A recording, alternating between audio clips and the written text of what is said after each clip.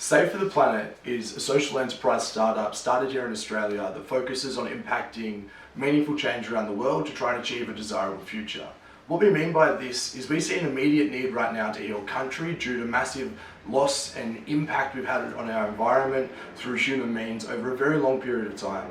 We want to lead a regeneration effort that allows countries all across the world to go into their own native wildscapes, into their own agricultural land, and really regenerate it and bring it back to how it should be.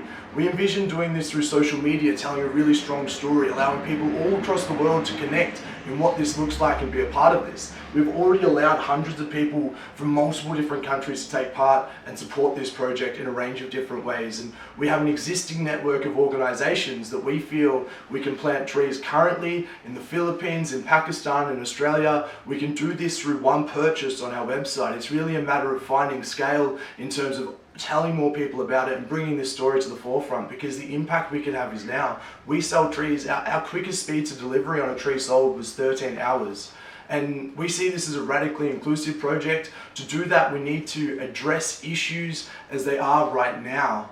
Climate change, anthropogenic climate change, is a real issue, but right now 795 million people struggle with food security and with environmental degradation, topsoil degradation. This is only going to get worse. Australia is about to experience an increase in food prices in the next 6 months. We can roll this technology out now. We can impact the 795 million people around the world with a lack of food security right now. The technology to do so is available. Jaden Dutra, our head of engineering, will take that through you right now. This is a pot. This pot is big enough to grow lettuce, beans, capsicum, tomatoes and chilies. We want to grow a lot of plants, so we'll put a whole bunch of them into a tray. We can stack those trays on top of each other until we have the desired amount of plants. This configuration can grow 500 heads of lettuce. But now we have a problem. Plants need water and light. By optimizing for space, we are compromising on these crucial resources. To solve the problem of light, rather than use artificial lighting, our design can extend the slides, exposing the plants to natural sunlight. By setting a schedule on the IoT hardware, the vertical garden can cycle each layer throughout the day, ensuring that all plants receive sufficient exposure to sunlight. But the sliding mechanisms serve another purpose as well.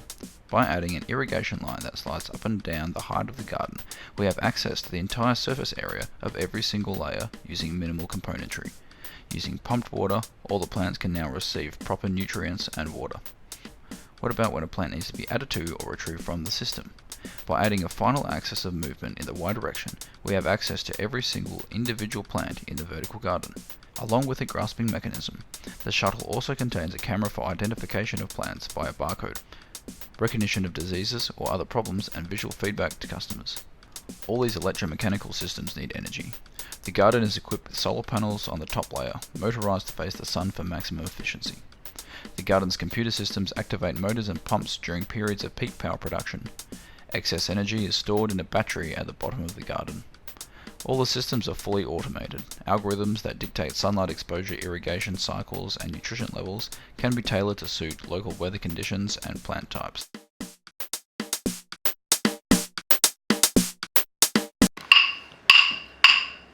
Wait, now.